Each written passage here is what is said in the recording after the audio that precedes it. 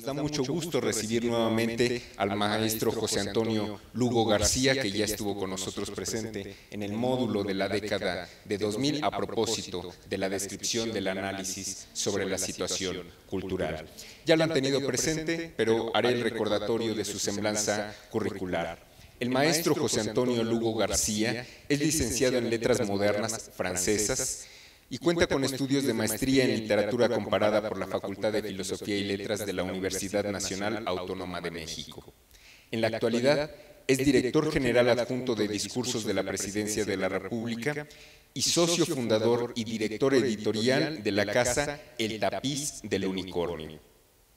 Como docente, ha impartido clases de literatura por la Universidad de Claustro de Sor Juana y de discurso político en diplomados impartidos en la UNAM, el ITAM y el CIDE. Como parte de su labor en la administración pública, se ha desempeñado en el equipo de discursos de los presidentes Vicente Fox y Felipe Calderón. Asimismo, fue asesor de Consuelo Sáizar, quien fungía como presidenta de Conaculta. De 2010 a 2015 ha sido director del Foro Cultural Chapultepec. El maestro Lugo es autor de 4 libros de ensayo literario, entre los que destaca La inocente perversión, Mirada y palabra en Juan García Ponce, con el que obtuvo una mención honorífica en el certamen del Premio de Ensayo Literario José Revueltas. También ha publicado obras sobre tradiciones mexicanas, un libro de relatos, diversos ensayos sobre arte y junto con Yolanda Meyenberg es coautor de los libros Palabra y Poder, Manual del Discurso Político, 2006, y ¿Qué dicen los candidatos?, editado en 2012. Esta tarde el maestro Lugo García examinará, como en la ocasión anterior, la situación cultural en el México actual. Bueno, veo muchas caras conocidas, ya me sentía como en casa antes de venir aquí, ya ahora que vuelvo, pues todavía me siento más a gusto. Así es que vamos a continuar un poquito la plática de la vez pasada. La vez pasada hicimos dimos una visión panorámica un poco de lo que había pasado en la cultura en México desde la promoción que ha hecho el Estado mexicano y el apoyo desde muy distintas vías que le ha dado a los artistas e intelectuales. Y entonces, después de ese repaso, analizamos un poquito lo que pasó en la década del 2000 al 2010. Y ahora nos toca pues hablar un poquito de dónde estamos parados y qué es lo que estamos haciendo.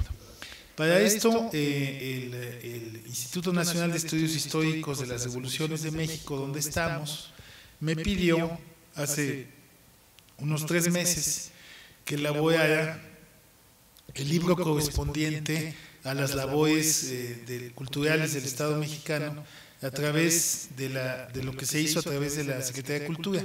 Como la Secretaría de Cultura tuvo 20 años de vida nada más, y este libro está en un contexto de la Constitución de 1917 a este año, entonces me ha tocado hacer un recuento más largo de la época de Vasconcelos, en 1921, con la creación de la Secretaría de Educación Pública, hasta la fecha, y por eso, pues nuevamente el INEA me ha pedido que les dé esta plática. Entonces, quisiera un poco retomar lo que... Ahí está. Voy a retomar un par de las láminas que vimos la vez anterior, nada más para contextualizar esta plática. Decíamos que el Estado mexicano se ha relacionado con los artistas e intelectuales de muy diversas maneras, que un poco de manera sucinta podríamos resumir en los apoyos directos a la creación, como fueron el caso quizá más emblemático, más importante en el siglo XX, cuando Vasconcelos le ofrece a los muralistas la oportunidad de pintar los grandes murales de Palacio Nacional, de la Secretaría de Educación Pública, ¿no?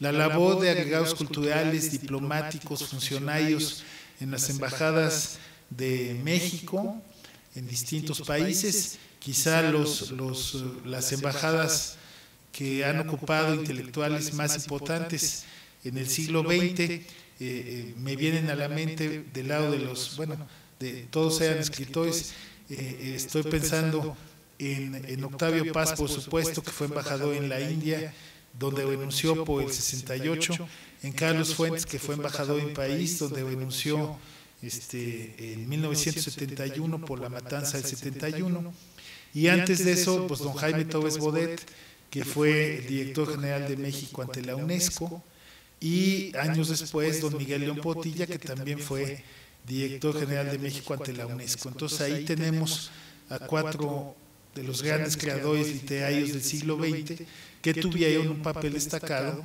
en las embajadas de México en el extranjero, es decir, representando a nuestro país y por lo tanto representándolo no solo administrativa y políticamente, sino siendo los embajadores de nuestra cultura, ¿no?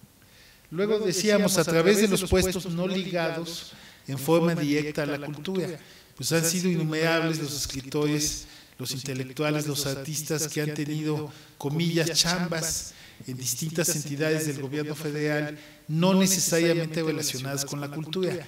Y el ejemplo que quizá les mencioné la vez pasada, que también me parece quizás el más emblemático, es que en la comisión del Papaloapan en 1948-49, que uno pensaría pues, que la comisión del Papaloapan no es precisamente la instancia más importante del Estado mexicano, ahí estaba Efrén Hernández, el gran escritor mexicano, cuentista, por cierto, padre de mi maestro de Tai Chi. Cuando alguien quiere hacer Tai Chi, ahí me dice, pero ese es otro tema. Efrén Hernández trabajaba ahí y a esa oficina llegó Juan Rulfo. Y entonces Efrén Hernández fue en la comisión del Papaloapan el Virgilio de Juan Rulfo, que lo fue guiando a este joven escritor jalisciense recién desempacado del seminario y llegado a México, lo fue conduciendo por los caminos burocráticos y al mismo tiempo siendo su mentor literario. Esos son el ejemplo más grande de escritores de puestos burocráticos que no están ligados de forma directa a la cultura. Luego, el apoyo a empresas culturales de los creadores. Cuando un creador tiene una editorial, por ejemplo, o tiene un proyecto específico, pues entonces eso también es un apoyo. Conaculta entrega apoyos a los creadores de manera directa para que hagan su obra, y también está lo que llaman coinversiones, apoyo a proyectos de coinversión. Entonces, digamos, aquí el compañero decide hacer una editorial o quiere hacer un proyecto, una obra de teatro, entonces Conaculta dice, yo soy tu socio, te doy una lana y el resto te toca a ti, ¿no? Entonces ahí tenemos un apoyo no solo al creador, sino a la empresa cultural que está detrás del creador, ¿no? Luego, los espacios en los medios de comunicación de muy diversas maneras, a lo largo de las décadas. Antes el Estado mexicano pues subvencionaba espacios en los medios de comunicación. Ahora la mayoría de los espacios de comunicación se supone que son privados, pero aún así sigue habiendo en algunos casos una relación entre los comunicadores y los emisores del contenido, que son las diversas dependencias del gobierno federal. Y por supuesto también están los premios que otorga el Estado mexicano. Los premios que otorga se dan desde la beca más pequeña, que pueden ser las becas estatales, las becas indígenas, los jóvenes creadores, los proyectos de coinversión que les estoy platicando, el Sistema Nacional de Creadores para el Arte, el Sistema Nacional de Investigadores para los científicos e investigadores sociales, y el premio más grande que otorga el Estado mexicano, que es el Premio Nacional de Ciencias y Artes, que se otorga en 10 diversas disciplinas que incluyen las ciencias sociales, las expresiones del arte popular, el arte y las letras, y hay así diversas clasificaciones, ¿no? Y les ponía también en aquella ocasión esta cita del maestro Flores Cano, que dice que México fue el primer estado que desarrolló una política de identidad cultural para crear una cultura nacional dentro y fuera del país, ¿no? Y les mencionaba también, y perdón para los que ya habían escuchado este pequeño resumen la vez anterior, les decía que gracias a Vasconcelos en el siglo XX y gracias también a Ignacio Manuel Altamirano, por ejemplo, en el XIX, los mexicanos de cualquier parte de la República, si nos pregunta un australiano de dónde somos, Primero decimos que somos mexicanos y después decimos que somos chilangos o de Oaxaca o de Baja California, mientras que le preguntamos a los españoles y primero dicen que son catalanes, asturianos, sevillanos o castellanos y después que son españoles. Entonces es una maravilla, igual los belgas, que si son valones o si son francos o belgas, bueno, entonces el que nos consideremos como mexicanos antes que otra cosa, pues es una construcción cultural, y esa construcción cultural viene precisamente de una política que busca que antes que nada nos sintamos mexicanos y nos identifiquemos con ciertos valores. Ahora bien, ¿a qué le voy a dedicar el cuerpo principal de esta conferencia? ¿Qué es lo que quiero compartir con ustedes el día de hoy? Como les decía, me pidieron que hiciera este libro sobre qué es lo que ha hecho la Secretaría de Cultura, ahora Secretaría de Cultura, y hasta hace poquito Conaculta los últimos años. Y lo que quiero no es darles un aburrido informe, pero sí que pasemos a vuelo de pájaro por las principales organismos o instituciones que conforman la actual Secretaría de Cultura. Y la idea es que se den que tengan precisamente una visión de las múltiples tareas que realiza el gobierno federal a través de la Secretaría de Cultura y de qué tan importantes son las labores que realiza. Todo esto también nos lleva a otro tema que yo creo que es de lo más interesante. Mucha gente que está en contra de muchas cosas y a veces hasta dice, es que el gobierno no hace nada, es que la gente que trabaja en el gobierno y piensan en una especie de godines, ¿verdad?, que anda por ahí cobrando y que no hace nada, en quién sabe dónde, pero si nos ponemos a ver lo que hace el gobierno mexicano en materia de cultura, creo que cualquier país se quitaría el sombrero.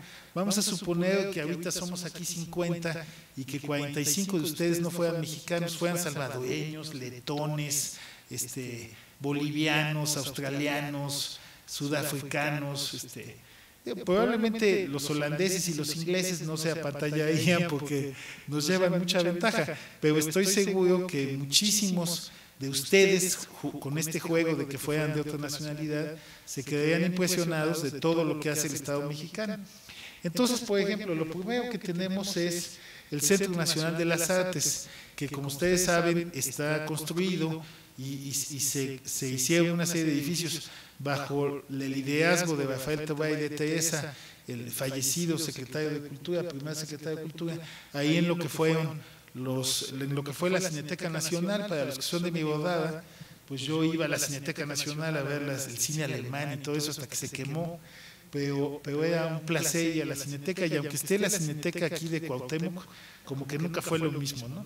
Pero ahí se hicieron una serie de edificios que más allá de los edificios, lo que hay en el Centro Nacional de las Artes son precisamente 4 centros nacionales de investigación en danza, teatro, música y artes visuales. Y como se puede ver aquí abajo, lo que buscan son la interdisciplina artística y la vinculación de las artes con la ciencia y la tecnología. Entonces, lo que se hace ahí, sobre todo a través de esos 4 centros, es de la mayor importancia. Luego tenemos la Fonoteca Nacional. Para esto, déjenme decirles una cosa. Ahorita que se vienen unas vacaciones, unos días de descanso, tomen cada una de estas láminas un poco como invitaciones para aprovechar diciembre, porque hay muchísimas cosas que, si ustedes tienen la suerte de que ya fueron a todas partes, pues qué bueno, ¿verdad? Pero si no es el momento de decir, pues no he ido aquí, pues es el momento de darse una vuelta, ¿no? La Fonoteca Nacional está en Francisco Sosa, y en ese recinto fue el recinto que el presidente Zedillo le cedió a Octavio Paz cuando tuvo el desdichado incendio en su departamento de Paseo de la Reforma. Y desdichado incendio porque en ese incendio se perdieron libros autografiados por los amigos de Paz de toda la vida, algunos de los grandes creadores del siglo XX, y supongo que para el poeta debe haber sido dolorosísimo pues ver que todo eso se perdió. El presidente Zedillo le acondicionó el espacio de la Fonoteca, y a su muerte ya se convirtió en lo que conocemos precisamente como la Fonoteca. Entonces ahí tenemos una institución extraordinaria que, como dice, se encarga de de la conservación del patrimonio sonoro de México. Pero no solamente es lo que tenemos en ese recinto, como podemos ver acá, hay 114 fonotecas virtuales en las entidades del país, ¿no? Todo esto es de la mayor importancia porque si ustedes, los más jóvenes, bueno, pues igual el radio ya no le dan tanta importancia porque llegó la televisión, pero durante décadas y décadas pues el radio era el medio de comunicación, ¿no? Inclusive mis padres eran, él de 1911, mi mamá de 22, ya fallecieron los dos, y bueno, cuando eran jóvenes había un radio e iban los vecinos a escuchar el radio, o sea, no todo el mundo tenía radio, entonces se prendía el radio y iban los vecinos y todo el mundo estaba escuchando las radionovelas. Entonces, ahí en la fonoteca pueden encontrar efectivamente las radionovelas, que eran las telenovelas de entonces, y los programas que hicieron en época, desde Tres Patines, este programa cubano de antes de la Revolución, Calimán y todo esto, pero más allá de eso hay documentos históricos, discursos políticos que se grabaron de manera, si quieren, un poco arcaica, ¿no? Una infinidad de expresiones de la cultura, conciertos, todo. Bueno, el material que tiene la fonoteca es extraordinario, y si ustedes van, tienen audífonos, ustedes pueden ponerse a escuchar todos los programas, hay una selección como una especie de entonces, dense una vuelta a la fonoteca, es un gran espacio. Luego tenemos el Festival Cervantino. Bueno, yo viví en Guanajuato 2 años después del temblor, y yo que todos conocen la historia, el maestro Enrique Ruelas, empezó a hacer los entremeses de Cervantes en la Plaza de San Roque, con un gran éxito, se acabó convirtiendo en uno de los festivales más famosos del mundo, y sin duda en el festival más importante de México, ¿no? Yo recuerdo, por ejemplo, en los años 80 que estaba yo escuchando por allá al maestro Narayan, que tocaba estos instrumentos hindúes, unas cosas fantásticas que solamente en festivales de esta categoría uno tenía acceso. El sayangi, que es una especie de guitarra con cello, una cosa extraordinaria. Y entonces yo estaba ahí, tenía 20 y tantos años, y estaba asombrado de que estuvieran artistas de ese tamaño en México, ¿no? Por el Festival Cervantino han pasado los mejores artistas del teatro, de la música, de la danza, y además, bueno, pues en una ciudad que se definió a sí misma como cervantina. Y ahora, pues, el Cervantino tiene sedes, también se pueden ver espectáculos del Cervantino acá, y Canal 22 transmite absolutamente todo, cuando menos transmite, no transmite absolutamente todo, pero sí transmite el evento que pasa desde la Alhóndiga, ¿no? Entonces, el Cervantino, ustedes pueden ver, durante esa época pueden ver en el Canal 22 el evento más importante todos los días, ¿no? Eso es extraordinario, ¿no? Y es un festival que se ha consolidado y que es de las cosas que hace la Secretaría de Cultura. Luego, el Sistema Nacional de Fomento Musical. Tenemos, todos hemos visto lo que ha hecho la Fundación Azteca, que lo publicita mucho y me parece muy bien. Todos los esfuerzos culturales son bienvenidos, no importa de dónde vengan. Pero lo cierto es que tenemos un Sistema Nacional de Fomento Musical donde hay una cantidad de orquestas formadas por niños y jóvenes, y esto es extraordinario.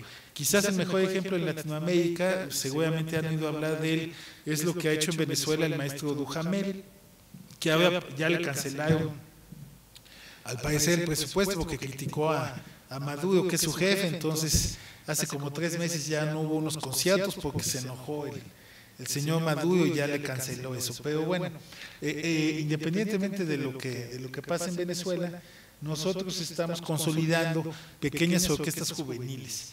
Y vean cómo la importancia de cada una de estas cosas no solamente tiene que ver con lo que se hace de manera específica, es decir, con la conservación del patrimonio sonoro, o con el fomento musical, o con el festival. Todo esto es el antídoto contra la drogadicción, el antídoto contra la violencia, ¿no? Si nuestros jóvenes aprenden a tocar un instrumento, van a tocar tal y cual cosa, están ahí, pues hombre, los estamos cuidando en un entorno tan violento, tan complicado, tan difícil, como el que tenemos. Entonces, ahí vemos también cómo la cultura es un baluarte de protección de la juventud, igual que el deporte, ¿no? El Centro Cultural Tijuana, pues el famoso Secut, es importante porque Tijuana, por ser frontera con los Estados Unidos, por sus características regionales, pues tiene una importancia muy grande y precisamente la Secretaría de Cultura lo ha apoyado mucho y como pueden ver ustedes, tienen un museo de historia regional, una sala de la Cineteca donde se muestra, donde se exhibe la muestra, ¿no? Y entonces hay 35 espacios de un programa cultural permanente, inclusive ahí es la sede de la Orquesta de Baja California. Entonces todo esto es importante porque la frontera es un espacio de diálogo con el vecino, que en este caso es Estados Unidos. Y qué bueno que tengamos un espacio de identidad cultural que nos permita dialogar desde nuestra cultura, desde la fuerza de nuestra identidad cultural y no ser, al contrario, poseídos, digamos, invadidos por la cultura, ¿no? En ese sentido, déjenme hacer una digresión que me parece quizás que puede resultar divertida.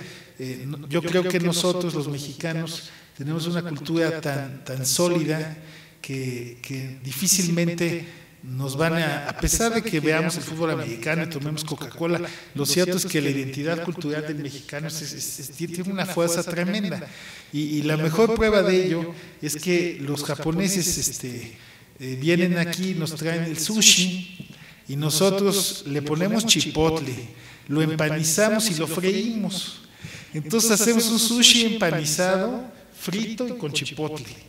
Entonces, si son vencidas culturales, vamos a decirlo así, pues está claro que no nos van a ganar, porque aquí más bien lo que hacemos es que tomamos lo de afuera y rápidamente lo volvemos nuestro, ¿no?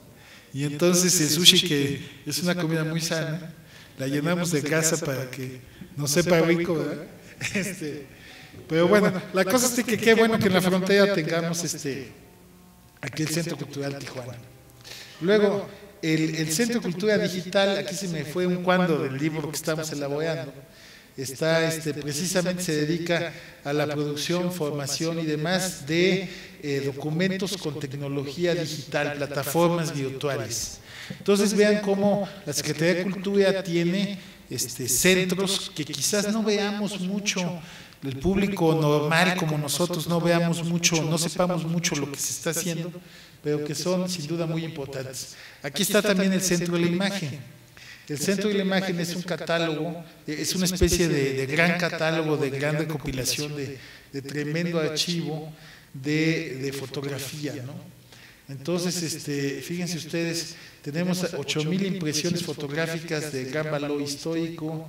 Estamos en el programa Memoria del Mundo y se han recibido 1.3 millones de asistentes ahí en Fotoméxico 2015. Entonces, bueno, de la misma manera que hablábamos hace un momento de un patrimonio sonoro, aquí estamos hablando de un patrimonio de la imagen, de la fotografía, ¿no? El Centro Cultural Helénico, que yo supongo que todos hemos ido o hemos pasado por ahí, que está aquí cerquita, ¿no? Con sus muy diversos teatros, ¿no? Con su hermosa capilla también, ha sido un lugar de representación de teatro de calidad. Pensemos que el Centro Cultural Helénico, los teatros que están en la unidad del bosque de ahí, atrás del Auditorio Nacional, son muy importantes, igual que la Cineteca, porque son precisamente contrapeso con las obras de Hollywood o las obras más comerciales que obedecen a otros propósitos, aunque tengan una gran calidad, tienen que poner en primer término el que sean rentables. Y en cambio los espacios culturales del Estado mexicano o incluso algunos espacios culturales privados dan la oportunidad de que se exhiba lo que es menos comercial y que por eso mismo luego tiene menos salida. Yo tuve la suerte de dirigir unos años el Foro Cultural Chapultepec y de la misma manera que teníamos teatro viernes, sábado y domingo, que se pagaba, por supuesto, la asistencia y el boleto, y que eran producciones muy caras y producciones privadas. También teníamos entre semana conciertos y diversas actividades que eran gratuitas, donde exhibíamos cosas que no necesariamente eran comerciales. Entonces tuve la oportunidad de contactar a los jóvenes de hace 25 años que hicieron hace 25 años las grandes obras experimentales del teatro, como las de Beckett, las de Ionesco, Esperando a Godot, todo este teatro del absurdo, y que ahora cincuentones querían hacer en el foro representaciones, y quedamos de hacerlo de manera gratuita. La enfermedad, uno de ellos, hizo que el proyecto ya no se pudiera llevar a cabo, pero sí estamos dispuestos a patrocinar esas obras porque tienen un gran valor cultural, aún sabiendo que quizás la taquilla iba a ser pobre, no por la falta de calidad, sino porque no es algo que llegue a un público masivo. Entonces, tanto desde el Estado como desde el sector privado, pero ahorita lo que nos importa es desde el Estado, la importancia de promover este tipo de teatro es excelente, porque va formando públicos con una sensibilidad distinta de los que solamente ven el teatro comercial. Luego, el Instituto Nacional de Bellas Artes, bueno, pues podríamos dedicar la conferencia nada más a hablar del instituto. Como dice aquí, el instituto se encarga de organizar la enseñanza y promover la difusión de las actividades más significativas de México en música, danza, artes plásticas, literatura y teatro. Entonces, bueno, podríamos hablar del teatro, de la danza, de la literatura. Por ejemplo, el Centro Nacional de Literatura de Limba, pues promueve a los escritores, tiene un diccionario de escritores mexicanos, está muy atento a la producción de todos los escritores, pero me gustaría resaltar las escuelas de iniciación artística de Limba. Luego pensamos que los artistas estudian en la universidad una licenciatura, ¿no? Entonces tenemos, por supuesto, las licenciaturas en cine o las licenciaturas en letras, en fin. Pero Bellas Artes tiene escuelas de iniciación artística en danza, escuelas de iniciación artística en música, y donde no es fácil entrar porque son pocos lugares, pero donde el nivel de enseñanza es muy alto, y eso hace posible que se vayan forjando, se vayan formando los artistas del mañana, ¿no? Tenemos la Compañía Nacional de Teatro, la danza contemporánea, lo que decíamos, las escuelas de iniciación artística, ¿no? La labor del Instituto Nacional de Bellas Artes pues ha sido fundamental, ¿no? Precisamente para ir promoviendo, promoviendo, forjando a los nuevos artistas e impulsar a los creadores actuales, y al mismo tiempo ir protegiendo un patrimonio, ¿no? A esto se suma, por ejemplo, ya que hablamos de esto, un programa muy exitoso, el programa por medio del cual la Secretaría de Hacienda, a través del SAT, le permite a los creadores el pago en especie, donde los artistas, sobre todo en artes plásticas, en lugar de pagar impuestos en efectivo, le donan, bueno, más que donarle, le pagan con su obra al Estado mexicano, y le dan algunas obras, y a lo largo de décadas, pues ahora el gobierno tiene una producción extraordinaria, un acervo extraordinario, porque muchos jóvenes de entonces, de hace 30 o 40 años, son los grandes maestros de hoy, y algunas de esas obras que fueron dejando como pago en especie se han vuelto muy importantes, ¿no? Otros organismos de Conaculta o de la Secretaría de Cultura ahora que son muy importantes y que también no vemos fácilmente, pues el Instituto Nacional de Derecho de Autor, ¿no? Ustedes saben que en otros países el derecho de autor es muy importante, y lamentablemente acá pues tenemos diversos problemas, pero avanzamos, ¿no? Desde los libros que se fotocopian y los venden en el metro, o las películas que se copian, etcétera. Uno dice, bueno, pues qué daño le puedo hacer a la película inglesa que me van a vender en 10 pesos. yo no soy inglés, pues sí, pero hay películas mexicanas también, y digamos, cuando uno piensa en que quizás el sobrino de uno, el primo, lo que sea, están haciendo una película y están tratando, ya no digan ustedes de ganar, sino de sacar gastos, y sacamos películas piratas, pues nos damos cuenta de que eso no debe ser porque le hace daño al artista fundamentalmente. Entonces hay un Instituto Nacional de Derecho de Autor que ahora está adscrito a Cultura y que busca precisamente proteger la copia con fines comerciales y también la copia con fines de plagio. Ya ven que se han dado casos de gente que copia tesis o que copia documentos y se los da como propios, ¿verdad? Y entonces, bueno, pues hay que ir reglamentando todo eso y hay que evitar que pase. En países más desarrollados son cosas que están, son como claras, ¿no? De que eso no pasa. Aquí sigue pasando, pero otra vez ubiquémonos, ¿no? México es un país extraordinario, quizás lo que hemos logrado falta mucho, pero probablemente es menos de lo que se hace en El Salvador o lo que se hace en Bolivia, y ojalá que Bolivia y El Salvador hagan más cosas, no pretendo hablar mal de esos dos países, los dije por decir. Entonces nos falta mucho camino por hacer, pero somos una verdadera potencia cultural en muchos sentidos. El Centro de Capacitación Cinematográfica, ese depende de Conaculta o de la Secretaría de Cultura.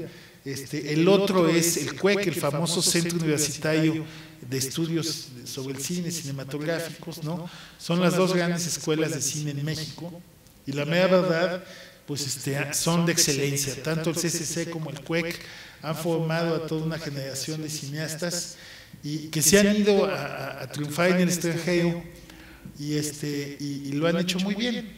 Aunque pues el cine es una industria global, y al ser una industria global, cuando González Iñárritu gana un Oscar, o el chino, el Chivo Luzbeki, pues uno se pregunta si es cine mexicano o no es cine mexicano. Bueno, el autor es mexicano, pero ya la producción es extranjera, en fin. Pero bueno, de todos modos, estos grandes creadores han sido formados o en el CCC o en el CUEC, las dos grandes escuelas de cine, y el CCC pues depende de Conaculta. Los estudios Churubusco, bueno, ahí se filmaron también unos churros terribles en los 80, ¿no? Hay que reconocerlo, pero de todos modos ahí están, se les ha dado un nuevo impulso, se ha remodelado los estudios, ¿no? Se le ha metido mucho dinero en términos de tecnología y de todo esto, ¿no? Y el cine mexicano pues ahí va cosechando también éxitos, ¿no?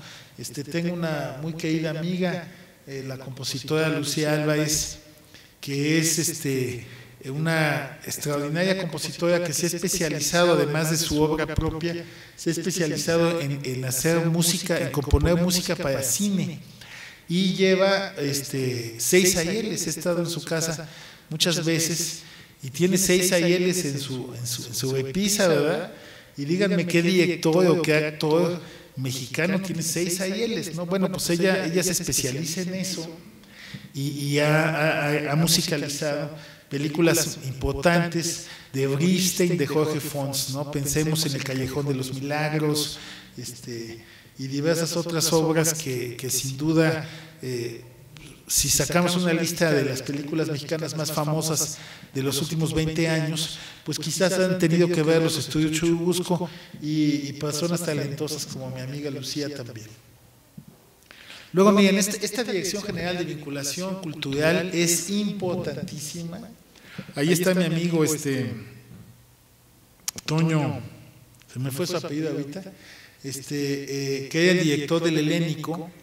Sí, gracias a Toño Crestani, muchas gracias. Toño es un tipazo, y lo que hace vinculación cultural es sumamente importante. Vinculación cultural va a los estados y les dice, a ver, tú eres Durango, tú eres Tamaulipas, a ver, tenemos 10 millones o tenemos 15 millones o tenemos, ¿qué quieres hacer? No, pues quiero renovar el teatro y quiero hacer esto y quiero hacer aquello. Bueno, es ahora con el temblor que pasó esto y lo otro, que no sé cuánto. Bueno, pues ¿en qué usamos la lana? Entonces, como no sobra la lana, pues hay que ponerse de acuerdo, pero lo que es importante es que en lugar de que desde el centro se decida sin conocimiento de causa, se habla con las autoridades de cada estado para trabajar en las dos palomitas que están al final. Desarrollo de proyectos artísticos y culturales estratégicos, que puede ser un festival cultural, un festival de danza, un festival de música, lo que ustedes quieran, y la infraestructura cultural, ¿no? Entonces, por ejemplo, que se va a remodelar el Teatro José Peón Contreras en Mérida, o el Teatro X de Campeche, y se necesita una lana, pues el gobierno federal dice, pues yo le entro con una lana, tú pones la otra parte, y vamos a volver a poner ese teatro.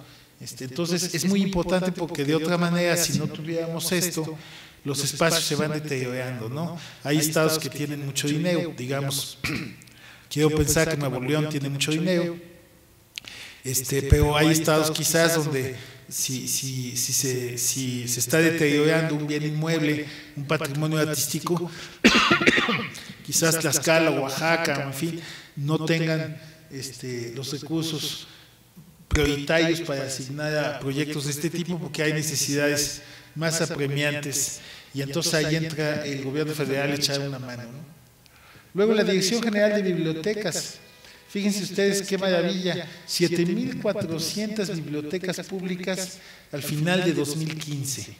Hombre, 7.400 son verdaderamente muchísimas, ¿no? Y otra vez, como estoy tratando de mostrarles, de compartir con ustedes que podemos estar en buena medida orgullosos de toda una labor del Estado mexicano a lo largo de décadas que ha llegado a esto, porque las bibliotecas son un buen ejemplo, ¿no? Si Vasconcelos empezó con esta difusión de los clásicos, pues de ahí empezamos a un esfuerzo que ahorita nos tiene a esas 7.400 bibliotecas, porque no se hacen de un día para el otro.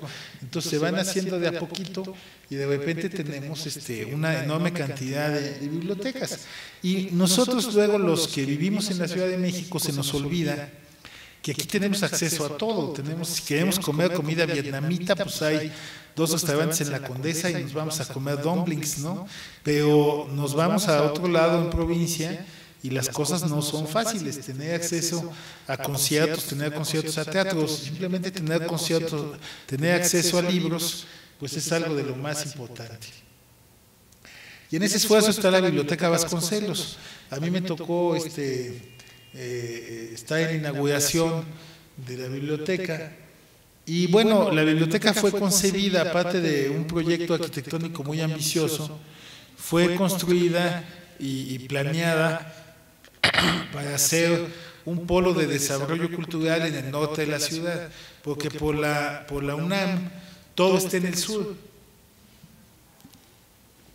Acuérdense ustedes, yo nací en 60, en 1949 se estaba haciendo Ciudad Universitaria y todo el mundo decía que estaban más locos que una cabra.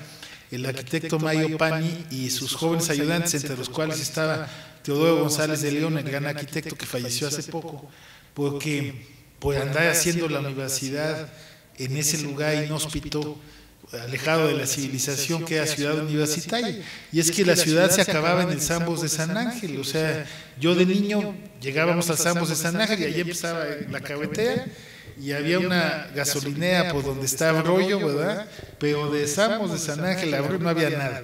Y entonces ahí pusieron la universidad y dijeron, están locos. Pero ¿qué fue lo que pasó? Pusieron ahí la universidad y la cultura se fue desarrollando toda en el sur, las librerías, Gandhi, etcétera, y en el norte no había nada. Entonces, la idea de la Biblioteca Vasconcelos fue hacer un enorme polo cultural. Y simplemente piensen ustedes que son 26,000 metros cuadrados y que ya tiene más de 600,000 volúmenes, ¿no? 600,000 volúmenes. Ya ha recibido a 13 millones de visitantes. Bueno, pues si uno se pone a pensar, 13 millones, pues es una enorme cantidad, ¿no?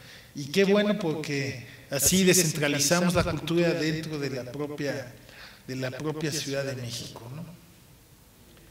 Luego la Dirección General de Publicaciones,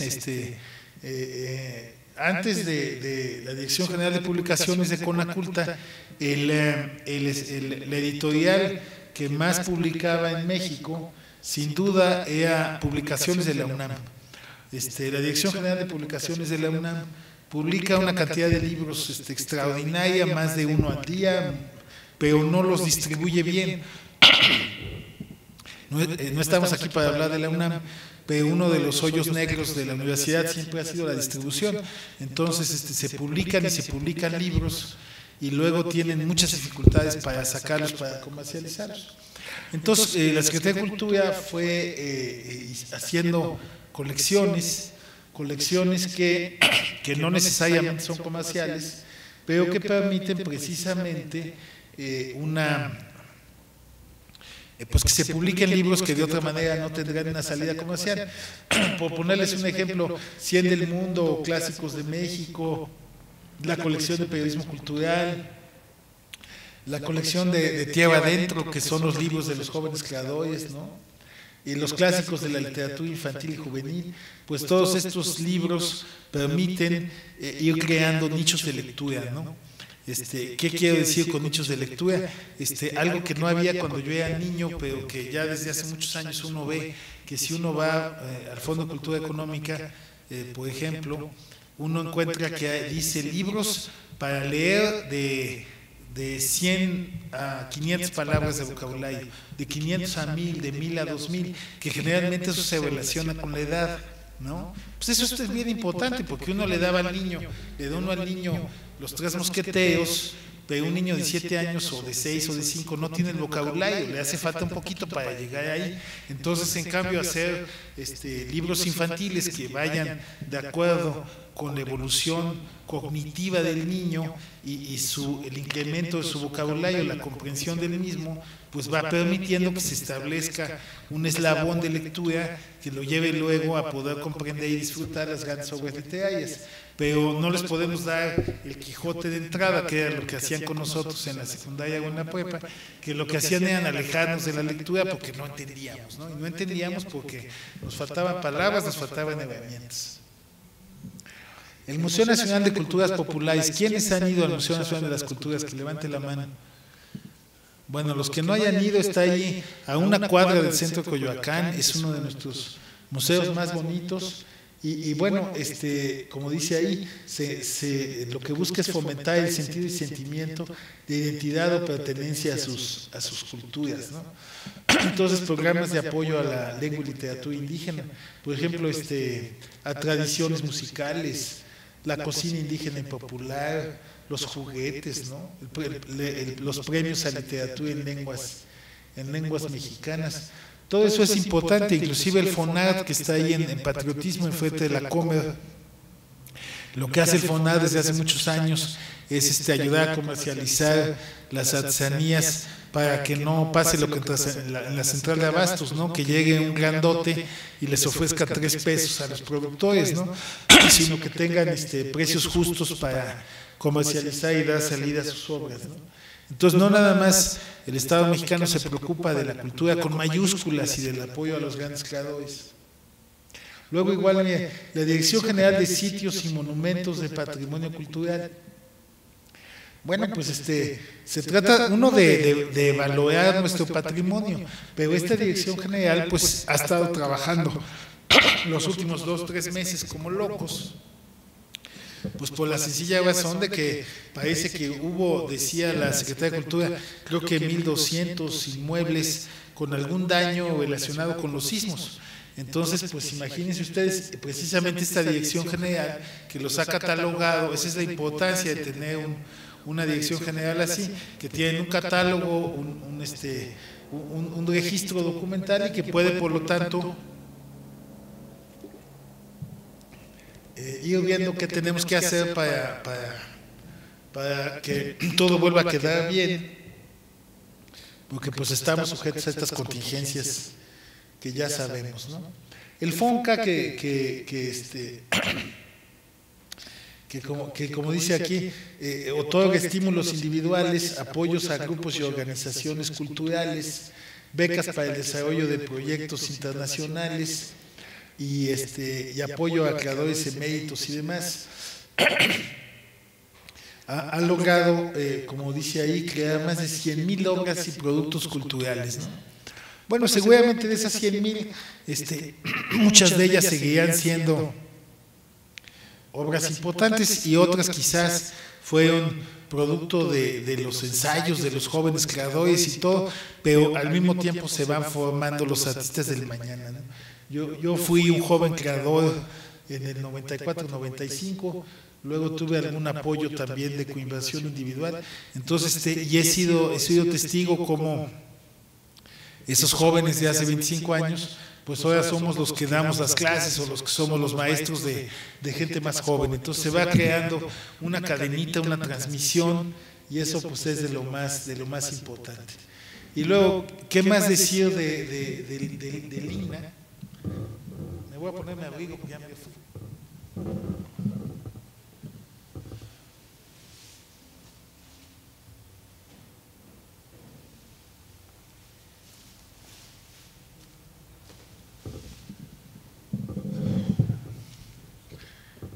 Entonces Lina ya sabemos que pues tiene bajo su resguardo nuestro extraordinario patrimonio histórico, nuestro legado maravilloso, ¿no?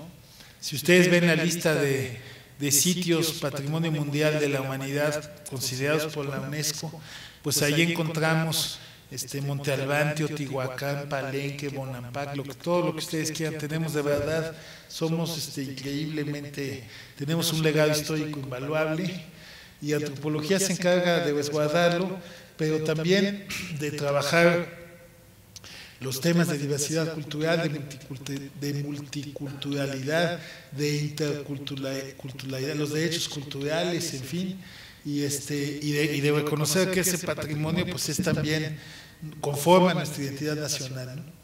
Este instituto en el que estamos y que hoy me da hospitalidad, y ustedes también, el INERM, ¿no? Piensen ustedes, yo no sabía estas cosas. Miren, el fondo del INERM de la Revolución tiene en el Archivo General de la Nación 29,000 piezas, entre expedientes, billetes, fotografías y libros. Se dice fácil, pero imagínense ustedes el espacio que debe de ocupar 29,000 objetos o documentos, ¿no? Luego la biblioteca, que no sé si es la que está aquí abajo, pero dice 86,000 ejemplares, ¿no? Entonces la fototeca, que tiene 193,000 piezas fotográficas, ¿no? Y ahora se está digitalizando. Todo eso es importante porque la memoria de nuestro pasado pues es fundamental, ¿no? Y en ese sentido el INAM, que hoy está en Conaculta y que estuvo antes, si mal no me acuerdo, en Gobernación, pues está desarrollando una labor fundamental, y en esa labor está precisamente estos cursos, que es decir, bueno, pues mientras más conozcamos la historia de México, la historia reciente de México, pues primero hacemos ciudadanos, ¿no? Hablamos de democracia ahora con estos tiempos electorales y todo, pues la mejor, primero, para votar bien, tenemos que ser buenos ciudadanos, y buenos ciudadanos es saber de dónde venimos, cuáles han sido las grandes páginas de nuestra historia, estar informados de lo que han hecho nuestros héroes, nuestros artistas, y a partir de eso que cada quien decida la opción que quiera. Pero decidir desde la ignorancia nunca es una buena idea. Se debe de decidir desde el conocimiento, y en principio pues el conocimiento y el amor por México, ¿no? El Instituto Nacional de Lenguas Indígenas, en las últimas décadas el Estado mexicano ha hecho una labor espléndida de recuperación y para publicar libros en otras lenguas, ¿no? De hechos lingüísticos, conocimiento y valoración de la diversidad lingüística y cultural del país, impulsar el multilingüismo y la interculturalidad. Lo que hace el INALI se ve apoyado, reforzado por la labor extraordinaria que han hecho en la Escuela Nacional de Antropología e Historia, el CIESAS, que es la otra escuela de antropología, que es un centro CONACYT, y también durante muchos años el doctor Miguel León Portilla, desde el Centro de Estudios Mayas, promovió la formación de lingüistas, ¿no? Entonces durante décadas, si quieren poquitos, pero se han ido formando lingüistas en lenguas originarias, que es zapoteco, tzetzil, tzotzil, las que me vienen a la mente, pero evidentemente son casi todas con la idea de hacer un rescate cultural, con la idea de que no se pierdan esas lenguas, y en su caso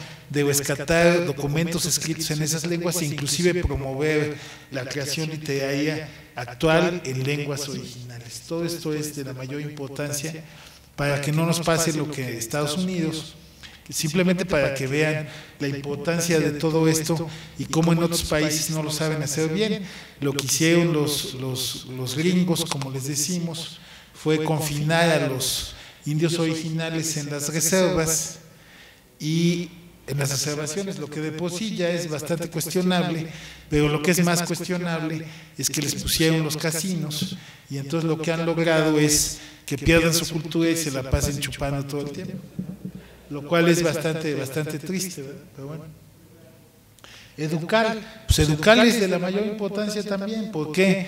Porque Educal publica los libros de Conaculta o de la Secretaría de Cultura y tiene librerías en casi toda o en toda la República Mexicana, y son libros, muchos publicados por Conaculta, pero también no solamente publicados por Conaculta, y finalmente son un contrapeso, lo tengo que decir así, del Sambos.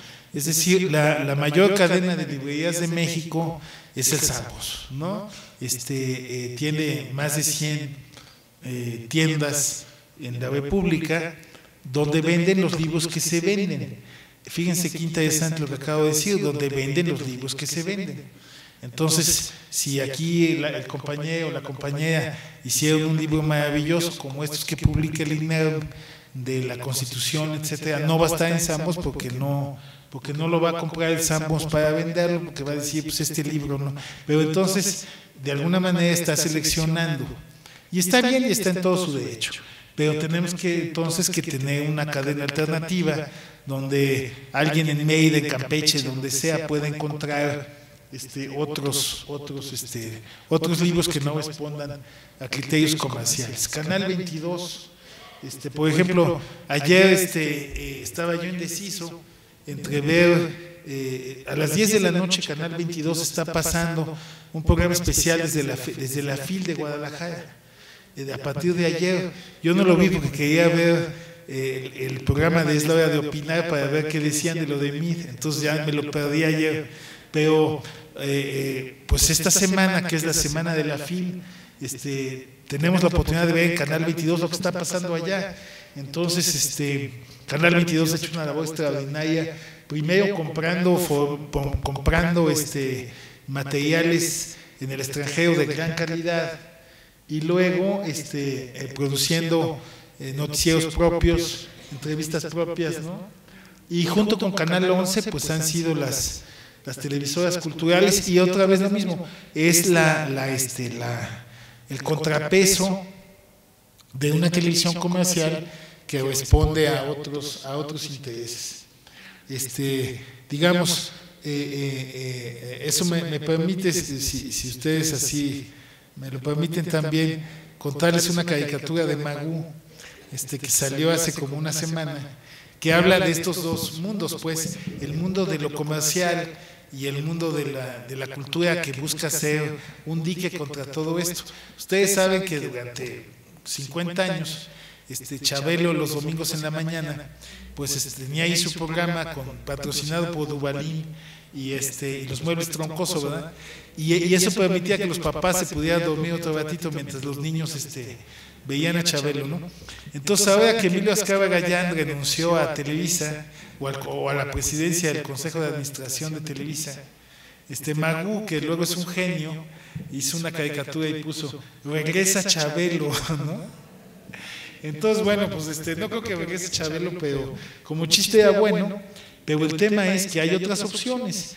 Por ejemplo, Canal 11 se hizo muy famoso hace como 10 años por un programa infantil que seguramente ustedes vieron, que se llamó Bisbirige. Bisbirige ganó una cantidad de premios internacionales, y era la propuesta de decir, se puede hacer algo de calidad, algo excelente que estimule la creatividad y la imaginación de los niños, sin repetir las fórmulas de Chabelo y una televisión comercial, que lo que está buscando es que ahorita que llegue Santa, el niño le diga a su papá, es que quiero tal y tal juguete, ¿no? Y entonces, con base en criterios comerciales, ¿no?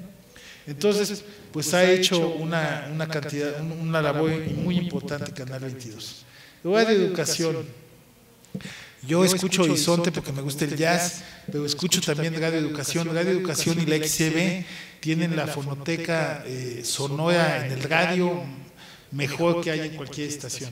Si ustedes el XCB es una estación casi de internet, pero si ustedes escuchan Radio Educación, van a encontrar música clásica, van a encontrar la trova de los 70s, van a encontrar a Toña la Negra, van a encontrar lo que ustedes quieran. O sea, de verdad la música mexicana del siglo XX está ahí. Además, Radio Educación es una radio crítica, le pegan a todo mundo, empezando por el gobierno federal, aun cuando forme parte del gobierno federal, y qué bueno, es un espacio libre. Entonces, está en AM, no tiene señal de FM, andaban consiguiendo la señal de FM, pero de verdad creo que ya la tienen. Pues entonces, qué bueno, porque la mera verdad es una radio excelente, nada más que luego otra vez nos vamos con cosas ya, con el ponchis, ¿no? Ahora, aquí acaba este recuento, ¿no? Aquí acaba este recuento, y quiero hacer un par de reflexiones con ustedes, y luego ya pasamos a la sesión de preguntas y respuestas. Hemos estado hablando, lo que quise mostrarles en este pequeño paseo es las infinitas cosas que hace la Secretaría de Cultura antes con la Culta. La conferencia está planeada 2000-2017, es difícil decir por la manera como está seccionado en 10 años, en este caso en 7, qué se hizo en una administración, qué se hizo en otra. Ahorita vamos a ver qué es lo que se ha hecho en esta, pero lo que hemos estado viendo es lo que hace el Estado mexicano. Pero el Estado mexicano es mucho más que eso. Este sábado pasado, a las 12 del día, estaba yo invitado a 6 eventos. Había una retrospectiva de Vicente Brojo en la Galería López Quiroga, había una exposición de cuadros sobre el pintor Degas, intervenciones sobre cuadros del pintor Edgar Degas en la Fundación Sebastián, que es a donde fui. El maestro Yasamuat presentó un libro en el Museo Tamayo. Claudia Montiel, que es una querida amiga soprano, tocó el Requiem de Mozart en alguna misa, en alguna iglesia. Mi amigo Hernán Bravo Baela, que es el número 2 de la Casa del Poeta, que fue mi alumno en el claustro, presentó un libro en Coyoacán, y había una retrospectiva de la generación de la cultura en la Galería Juan Martín. Todo eso fue este sábado pasado a las 12 del día. Entonces, independientemente de que son épocas navideñas y de lo que ustedes quieran, tenemos una oferta cultural brutal en esta ciudad, ¿no? Yo que dirigí el Foro Chapultepec, parte del problema del foro es, nosotros hacemos una actividad cultural y hay 40 el día de hoy en una ciudad tan complicada, ¿no? Y a la misma hora hay cine, hay teatro, hay esto, hay lo otro, ¿no? Hay de todo. Entonces tenemos una cultura en ebullición, la cantidad de productos culturales que tenemos a nuestro alcance es casi inagotable, y entonces uno no se da abasto de todo lo que se puede ver. Entonces, el Estado mexicano promueve, el Estado mexicano alienta, apoya, da estímulos, da dinero, ofrece espacios, pero afortunadamente hemos ido desarrollando a lo largo de las décadas una generación de creadores, una generación de artistas que hace que haya tal proliferación de un torrente creativo. Yo fui asesor de Consuelo Sáizar, mi jefe era César Moeno en aquel entonces, y diseñamos estas dos palabras, ¿no? El torrente creativo, el potencial creativo, ¿no? O sea, de verdad es un manantial, un torrente creativo tremendo de los artistas mexicanos. Entonces, el Estado mexicano hace eso. Pero por su lado, Manuel Maín organizó esta exposición de intervenir alguna obra de Degas, el maestro Sebastián prestó la fundación, todo el mundo hace cosas. El Museo Tamayo es un museo privado, bueno, pues ahí estaba presentando el maestro Yasamuat su libro, Hernán Bravo en El Hijo del Cuervo, que es un bar restaurante en Coyoacán, todo el mundo está haciendo cosas todo el tiempo, y eso es maravilloso. Ahora, ahorita quiero poner esto sobre la mesa. Ahorita, si quieren, platicamos un poquito de Coco. Yo ya la vi. Coco es la película de Pixar y de Disney que habla sobre el Día de Muertos. y que es la visión de la fiesta del Día de Muertos vista desde afuera. Daniel Krause, el hijo de Enrique Krause, que es crítico de cine en el periódico El Financiero, decía que más allá de los hallazgos visuales, le parecía muy interesante que se viera, que hubiera una visión de una fiesta nacional desde fuera, y se preguntaba qué tan capaces seamos nosotros de hacerlo desde dentro. Y yo creo que es una pregunta válida. No se trata de decir que no somos capaces en términos de que no tengamos el talento. Aquí tenemos un talento tremendo. Pero, por ejemplo, en los trabajos, en los cortometrajes que hemos visto sobre temas indígenas, los hemos visto quizás en ocasiones como muy tirados al drama, ¿no? Como muy existencialistas, como muy duros, y quizás una visión de fuera. Vean lo maravillosos que somos, porque nosotros luego nos cuesta trabajo ver lo maravillosos que somos, porque tenemos una capacidad de ver lo malo. Pero a lo que voy, y por eso lo quise poner aquí, es que independientemente de que sea o no la gran obra, va a llevar nuestra fiesta, o está llevando nuestra fiesta del Día de Muertos a los lugares más recónditos del planeta. Es decir, yo tengo un hijo de 28 años, bueno, mi único hijo, que vive ahorita en Australia, está viviendo en Australia, y seguramente ya va a llegar la película. Pero sin la película, no sé hasta qué punto, cuántos australianos van a conocer sin la película o conocen nuestra festividad de Día de Muertos. Entonces, es un producto que, bien o mal, está representándonos, ¿no? Ya otro tema es si de verdad es buena o no, o qué, y si quieren, los que ya la vieron, podemos platicar sobre eso. Y ¿dónde estamos ahorita hoy? Ya para irnos acercando a las preguntas. Bueno, un largo sueño de Rafael Tovar de Teresa, y que finalmente fue apoyado por el presidente Peña Nieto, fue crear la Secretaría de Cultura. ¿Y eso qué quiere decir? O sea, uno dice, bueno, pues sí es un cambio administrativo, pero ¿cuál es la diferencia? Bueno, pues la diferencia está en que cuando yo trabajaba con Consuelo, pues ella tenía que pedirle cita al maestro Lujambio, el secretario de Educación Pública, para que se definiera, para que aprobara las cosas de Conaculta, ¿no? Ahora, al ser una secretaría, pues ya el siguiente nivel es el propio presidente. Entonces hay una autonomía, hay una capacidad de tomar decisiones mucho mayor. Y hace poco salió el reglamento de la Secretaría de Cultura. Todo esto tiene como fin, pues, hacer realidad el principio constitucional de que el acceso a la cultura debe ser un derecho, ¿no? Y es que con todo esto que hemos visto nos damos cuenta de que tener acceso a la cultura no es tener acceso a la película, no es nada más una cuestión de gozo, sino es darnos cuenta de que la cultura forma parte de nuestra identidad nacional, que nos conforma, que hace que seamos lo que somos, y en ese sentido debemos tener acceso a ella, ¿no? Y como pueden ver, la cultura hoy es una labor de la promoción que hace el Estado al apoyar a los creadores, de los creadores mismos con o sin el apoyo del Estado, y de la propia cultura popular, nuestras tradiciones maravillosas, ¿no? que subsisten, ¿no? Por ejemplo, hace unos años fui a Cuetzalan, supongo que muchos de ustedes conocen este lugar maravilloso, y allí en el atrio de Cuetzalan, que está pasando Tehuacán en Puebla, pues está siempre están los voladores de Papantla. Bueno, por supuesto, en Papantla, pues de ahí son. Puse el ejemplo de Cuetzalan porque fui hace poco. Pero digamos, esta cultura popular que está tan presente, uno ve la Guelaguetza, uno ve el Festival de Día de Muertos, uno ve este sincretismo tan increíble que tenemos, donde celebramos el Halloween y al día siguiente el Día de los Muertos y el Día de los Santos en franca armonía, ¿no?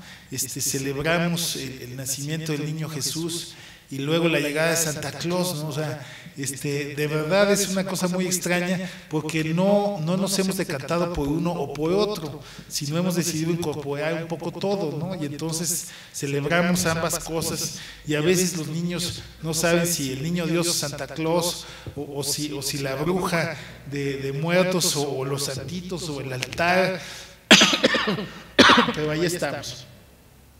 Y terminamos con esto. Bueno, pues ¿de qué se trata? O sea, ¿cómo se crea, digamos?